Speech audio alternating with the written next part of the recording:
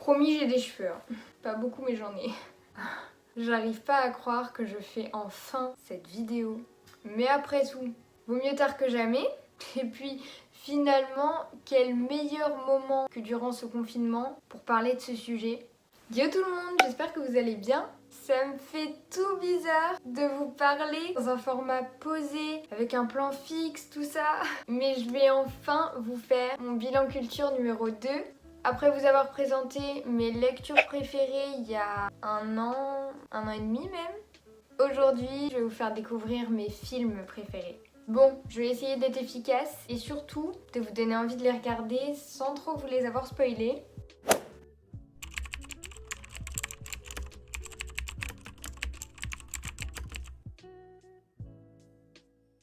J'ai la liste sur mon ordinateur à côté. Il n'y a aucun ordre logique. Du coup, je vais vraiment faire comme ça me vient. Ouais. Du coup, le premier film dont je vais vous parler, il s'appelle The Truman Show. Il me semble que c'est un film qui date des années 90. Je ne saurais pas exactement vous dire l'année. Le personnage principal, c'est Jim Carrey. Dieu sait à quel point j'adore cet acteur. Dans ce film, il joue le rôle d'un acteur malgré lui. C'est tout ce que je peux vous dire. Ce film, il est incroyable de bout en bout. Je crois que toutes les 20 minutes, il se passe un truc qui était inattendu jusqu'au final, qui est juste fou. Faut dire que Jim Carrey, c'est un acteur vraiment hors du commun, qui je pense est capable de jouer à peu près tout. D'ailleurs, je l'ai pas mis dans cette liste, mais je vous en parlais quand même.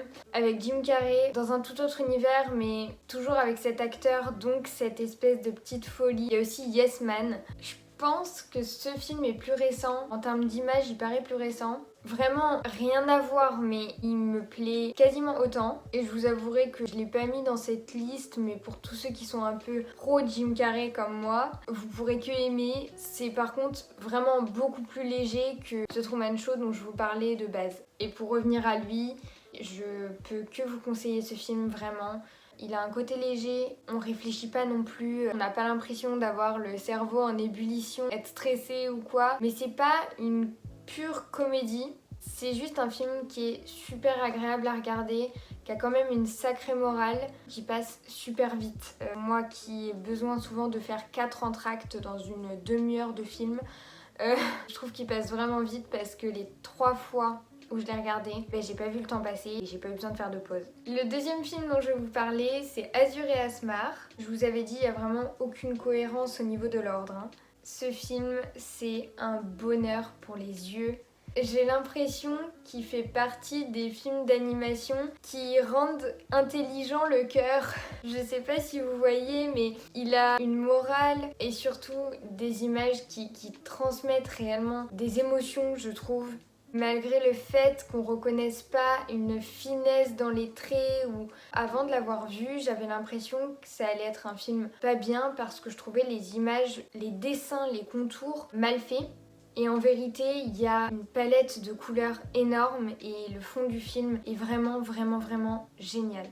Et du coup, là, il y a une logique. Je vais vous parler maintenant de Prince et Princesse. C'est un film du même réalisateur. Les dessins sont complètement différents de tous les autres animés que je puisse connaître d'ailleurs. Parce que c'est uniquement des ombres. On voit aucun œil, aucune expression faciale. Les seules émotions, elles sont transmises par les profils. Du coup, l'univers, il est hyper spécial, surtout pour un film d'animation qui, du coup, de prime abord, peut s'adresser plus facilement à des enfants. Ce film, c'est un mix d'histoires, c'est pas une histoire en elle-même. La trame de base, c'est un vieux monsieur et 2 enfants fans de cinéma qui se retrouvent dans un vieux cinéma désaffecté pour s'inventer des petites histoires. Et c'est ces petites histoires qu'on voit, 6, je crois qu'il y en a 6 dans le film. Je pense que ce film, on peut pas faire dans la demi-mesure au niveau de son jugement. Soit on va adorer, soit on va pas comprendre le principe et on va détester. Mais personnellement, je suis dans la catégorie qui aime beaucoup, beaucoup, beaucoup. J'aimerais beaucoup qu'il se démocratise parce qu'il y a des films qu'on aime, des films qu'on n'aime pas. Mais celui-ci, en fait, la plupart du temps, les gens ne le connaissent pas. Je compte sur ma parole et sur cette vidéo pour que tout le monde le connaisse désormais. Croit-elle. Du coup, je pense que je vais continuer et finir avec les films d'animation, même si la plupart connaissent sûrement. Je vais vous parler de 2 films Studio Ghibli, à savoir Le Voyage de Chihiro et Princesse Mononoke. Alors, je vais pas m'aventurer à vous donner le speech du truc. De toute façon, pour tous les films, en barre d'infos, je vous mettrai un lien vers la bande-annonce. Mais ces films sont des aventures, ils sont longs, ils sont pleins de rebondissements. C'est pas en voyant le début qu'on se doute de la fin. Pour moi, tous les films Studio Ghibli sont géniaux, en tout cas tous ceux que j'ai vus. C'est vraiment une ambiance particulière et finalement, peut-être que c'est encore plus l'ambiance que les histoires qu'on aime en aimant les films Studio Ghibli, parce que si vous n'aimez pas l'ambiance, vous n'arriverez pas à accrocher. On change totalement de registre, je vais vous parler du film Les choristes. Ce film, il porte très très bien l'estampille tout public. Pour moi, c'est le film qui clairement peut s'adresser à toutes les personnes de 5 à 125 ans. Moi, je l'avais vu au cinéma donc à 4 ans. Et même si sincèrement, je pense que j'avais pas tout compris à l'époque, je l'avais adoré. Je pense qu'officiellement, il se situe dans les comédies dramatiques, même si c'est ni une comédie, ni un drame. C'est juste un film touchant, plutôt calme, posé dans l'ensemble en tout cas, et agréable dans sa globalité en fait. Tout est beaucoup centré sur la musique, et comme vous pouvez vous en douter, je les trouve géniales. N'ayons pas honte de le dire, avec mon frère, on les connaît absolument par cœur, comme tout le reste du film d'ailleurs, mais... Je vous le conseille parce que pour la plupart finalement, les acteurs, c'est des acteurs qu'on n'a jamais revus et qui sont vraiment hyper bons dans leur rôle. Maintenant, je vais vous parler de Léon. Je pense que c'est le plus vieux film de ma liste. La première fois que je l'ai vu, c'était il n'y a pas si longtemps que ça, avec mon frère. Et vraiment, il m'a énormément plu. J'ai accroché direct. Alors que j'ai tendance à être plutôt réticente avec les films un peu violents et dénués de toute positivité. On dirait que je déteste ce film. Non, promis, je l'adore. Mais c'est vrai qu'il est pas positif pour un sou. Mais encore une fois, les acteurs étant ce qu'ils sont, à savoir Nathalie Portman et Jean Reno pour les principaux, le film fait pour moi partie des chefs-d'œuvre. Bon, je sais plus au combien tient mon nez, mais maintenant je vais vous parler de Benjamin Button. Ce film, il est très touchant. Il est basé sur une histoire complètement improbable, loufoque même je dirais. Et pourtant je trouve que ça reste quand même un film relativement terre à terre, posé et qui a un réel sens en fait. Ce que je veux dire, c'est que entre l'histoire en elle-même et le fait que ce film est vraiment très long, qui dure 3 heures ou presque, à la fin, c'est limite si vous percevez pas votre vie, ou en tout cas votre rythme de vie, totalement différemment. Celui-ci aussi, je l'avais vu pour la première fois au cinéma, donc je crois en 2007 ou en 2008. En 2008, je pense. Du coup, j'avais 8 ans. Et depuis, je pense qu'il n'y a pas eu une année sans que je le regarde. Parce que vraiment, il est excellent. Il est excellent. Ok, donc là je vais vous parler de 2 films que je réunis un peu parce que ils font partie de mes films préférés, mais pas pour les mêmes raisons que les précédents. Ce serait un peu bizarre à expliquer, mais il y aura avec ces films aucune sensation de plaisir à les regarder. Ah non, mais c'est pas ce que je veux dire. En fait, c'est des films qui sont très durs à voir. Je crois que les 2, j'avais d'abord lu le livre, ce qui m'a permis de peut-être appréhender le film pourtant de manière plus douce, ce qui n'a pas pour autant été facile dans les 2 cas. Ça reste quand même des films que j'aime énormément. Après, je vous avoue, je m'amuse pas à les regarder toutes les 2 semaines parce qu'ils sont vraiment lourds, ils sont pesants. Le premier, c'est Incendie. Faut vraiment savoir que malgré le fait que j'ai lu le livre avant de voir le film, j'ai pas pu le regarder dans son intégralité la première fois.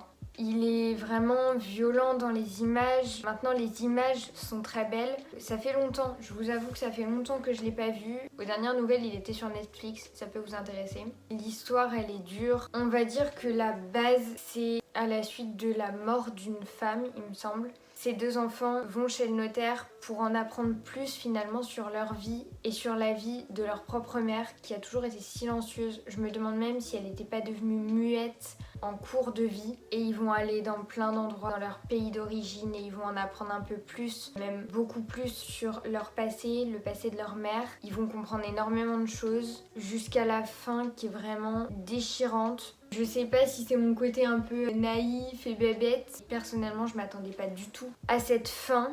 au niveau du livre du coup, parce que quand j'ai regardé le film, je la connaissais la fin. Maintenant, le film et le livre, même si ça retrace la même histoire, les images en plus, ça rajoute vraiment quelque chose. Et franchement, je vous le conseille beaucoup si vous vous sentez capable de regarder un film qui est violent dans les images et aussi dans la trame et dans vraiment l'histoire au complet en fait. Le second que j'ai un peu lié avec Incendie, c'est La Piel qui habite eau. Personnellement, oui, je l'ai d'abord lu. Maintenant, contrairement à Incendie, il y a énormément de détails différents entre le livre et le film. Il pourrait ressembler un peu à Benjamin Button sur son aspect un peu loufoque, en beaucoup plus exacerbé que Benjamin Button. En fait, il est aussi improbable qu'inoubliable. Sans déconner, je vous en parle, j'ai une espèce de frisson au ventre, cette sensation que j'ai eue la toute première fois où j'ai vu les images. Après voilà, il est génial, mais pareil, il est très très dur à regarder. Dans le sens où certaines images sont violentes, pas gore ou quoi, vous allez pas regarder saut neuf, mais il y a la violence physique qui m'est personnellement très dure à voir. Et pourtant, ce film, il reste dans mon top parce qu'il est absolument incroyable. Dans tout le fond, la forme, c'est juste un chef-d'œuvre lui aussi. Comme Benjamin Button, comme Incendie aussi. C'est là qu'on se rend compte que, en tout cas moi, je qualifie plus facilement de chef-d'œuvre des films qui sont vachement durs. Parce que pour qu'un film soit si dur à regarder et pourtant faire partie de mon top, ça veut dire qu'il y a quand même un truc qui fait que le film en reste pas moins génial. Bon allez, on va finir avec une note bien plus légère, puisque évidemment je vais vous parler de Amélie Poulain, ou Le fabuleux destin d'Amélie Poulain. Trop doux ce film, il est trop bien, je sais pas quoi vous dire d'autre. Si d'ailleurs, parce que la trame, le cadrage, les plans sont full spécial, mais c'est ça qui apporte le truc en plus qu'a ce film. En plus du fait que les acteurs, notamment Audrey Tautou, Jamel Debbouze, sont excellent. À l'instar de Prince et Princesse, je pense que pareil, on peut pas l'aimer en demi-teinte. Ce que je veux dire, c'est qu'au-delà de la compréhension du fond de l'histoire, il y a aussi la compréhension de l'auteur, de son adaptation et des images. Et comme pour Prince et Princesse, soit vous allez adorer, soit vous allez détester. Voilà, j'ai fait le tour de ma petite sélection, même si évidemment il y a une quantité d'autres films que j'aime énormément. En tout cas, je trouve ça cool d'avoir enfin pris le temps de vous faire ce deuxième bilan culture, en espérant qu'il vous ait plu. Si c'est le cas, n'hésitez pas à liker cette vidéo, à vous abonner si c'est pas déjà fait, et pourquoi pas aussi à vous abonner sur mon Instagram où je partage un peu plus de choses. N'hésitez pas non plus à me dire si ça vous a donné envie de les regarder, ou si vous en connaissiez déjà certains peut-être. En attendant, moi je vous fais des gros bisous, enfin, bisous vu la période, et je vous dis à bientôt. Salut!